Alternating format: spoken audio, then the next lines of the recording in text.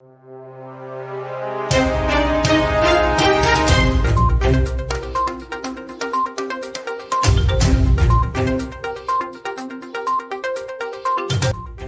friends, welcome to War India News Hour.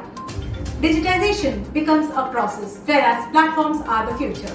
Digitization is the process of converting information into a digital one, and when this process is leveraged to improve business processes called digitalization. Digital technologies have changed the way business-to-business firms act in business markets in terms of what they sell, that is, their value proposition. The term digitization and the digitalization of business are the trends affecting many aspects of business-to-business marketing. The Internet revolution triggered a new economy, often referred to as the Fourth Industrial Revolution. It enables more than half the human population to harness creativity, entrepreneurship, and energy to change their lives. Digital platforms offers consumers and small businesses the ability to connect to financial and other service providers through an online or mobile channel as an integrated part of their day-to-day activities.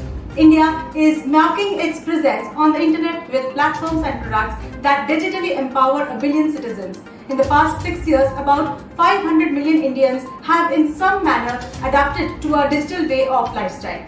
Smartphones are the epicenter to this revolution, and apps are their gateways to the digital world. Cheap Chinese origin smartphones account for nearly 60% of the Indian market, and many of the banned apps come pre-embedded. Let's look into today's headlines in War India. Virgin Atlantic files for bankruptcy in the US. As the global airlines industry is reeling under a crisis of pandemic, Virgin Atlantic has been forced to go into bankruptcy in the United States. The United Kingdom-based company filed for Chapter 15 bankruptcy protection in New York on Tuesday. Grant of permanent commission to women officers in the Indian Army. Consequent to the receipt of formal government sanction letter for grant of permanent commission to women officers in the Indian Army, the Army headquarters is in the process of convening a special number 5 selection board for screening women officers for grant of permanent commission.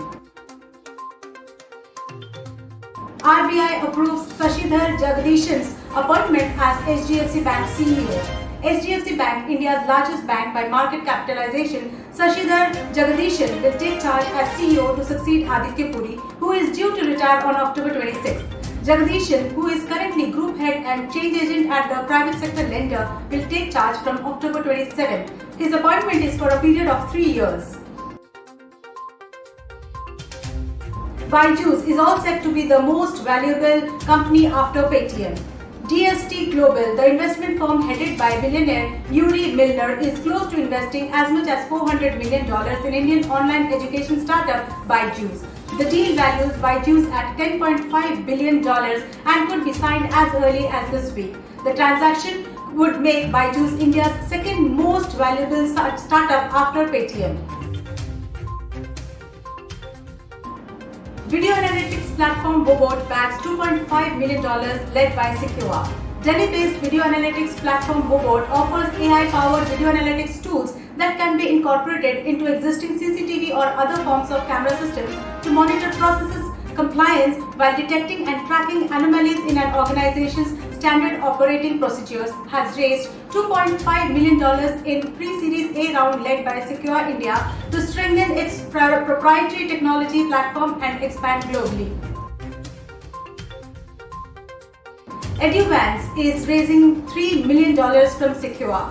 As the students' loan disbursement from the institutionalized bank have shrunk by 25%, between 2015 and 2019, the Mumbai-based student loan startup Eduvance Financing is raising 23 crores, that is $3 million in Series A funding round led by Secure's SCI Investment 4 fund. The startup uses technology to assign credit scores to loan-seeking students based on their socio-economic and demographic background. India's SaaS company Zoho and Freshworks fight in US court. Zoho has accused Freshworks of accessing and using confidential customer data as well as using Zoho's non-public financial information With this, Zoho has filed a case against Freshworks in the California Northern District Court under the Defense of Trade Secrets Act. Sources said Freshworks was founded by two former Zoho employees and both of them had worked in Zoho from 2001 to 2010 before founding Freshworks. Border tension forces Vivo to pull out of IPL. Vivo India and BCCI have decided to part ways for the 2020 edition of the Indian Premier League. Vivo India had entered into a contract with IPL in 2017 with a winning bid of Rs 2,199 crores for a period of 5 years and was paying the board an approximate Rs 440 crores per year for the tournament's title rights. 96% of procured ventilators are indigenous. As per the Union Health Ministry, about 96% of the 60,000 ventilators being procured by the government are indigenous and most of them have been sponsored by the PM CARES Fund. Out of this, 18,000 have already been supplied to the states and union territories. Those have the GPS chips embedded that can be tracked. Glitch found in GSTN raises question among taxpayers for data backup.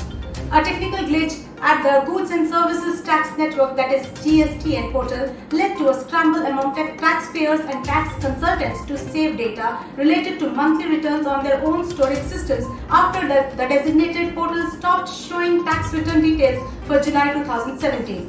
The GST network on Monday clarified that it was a technical glitch which would be resolved in a day and not a deliberate removal of data as being feared. Finally, platform's success is by no means guaranteed. New ways of doing businesses are required for both large incumbents and entrepreneurial small businesses. Companies will need to partner rather than go it alone. They will have to adopt radical approaches to create a compelling value proposition. COVID update. The number of reported coronavirus cases from India stood at 19,07,263. with the death toll at 39,834. India on Tuesday recorded 52,050 new cases. To sum up, the platform economy is emerging as one of the most powerful manifestations of the digital revolution, which we also refer to as the fourth industrial revolution. It's a fusion of advances in artificial intelligence, robotics, the Internet of Things, 3D printing, genetic engineering, quantum computing and other technologies, and brings the focus to be on the transitioning from a product orientation to a customer orientation, with a focus on delivering a differentiated customer experience to the target markets. Thanks to rapid advances in cloud, mobile and analytics and the falling cost of these new technologies, digital platforms and creating the next wave of disruption, growth and breakthrough innovation. Digital platforms bring together vast communities of customers and partners, including developers. They create markets of enormous scale and efficiency, and they enable new levels of collaboration between companies from different industry sectors that can result in the conception of entirely new products and services. However, the opportunity for digital platforms is perhaps most exciting for the small businesses that most countries rely on for economic and employment growth. Secondly, out of various other segments, the most adopted industry we can see and talk about is the auto industry that uses the business platforms, where we can see the future, which reflects on how a platform approach can generate exponential value and customer loyalty in an industry faced with evolving expectations, data explosion and rapid innovation. It outlines that value of platforms to OEMs and its various partners that will work together to meet customer needs across discovery, purchase and ownership. At the same time, small entrepreneurs are well placed to benefit from the large-scale marketplaces that platforms offer. But they are also well positioned to establish platforms of their own. Today, 5th August, is an auspicious day as the Bhumi Pujan of the Ram Mandir in Ayodhya is all set to take place. Preparations for the same are in full swung as leaders and attendees make their way to Ayodhya for the event. As per reports, a silver brick representative of the Bhumi Pujan would be placed at 12:15 p.m. during the Abhijit Muhurta, an auspicious time period. Prime Minister Narendra Modi would place a 22.6 kilograms of silver brick to mark the Bhumi Pujan. Let's find out for the day, but do not forget to like, share, comment and subscribe to War India News Magazine. Please download the War India app for the latest news and updates, which is available on Google Play Store. Stay tuned for more updates. Thank you.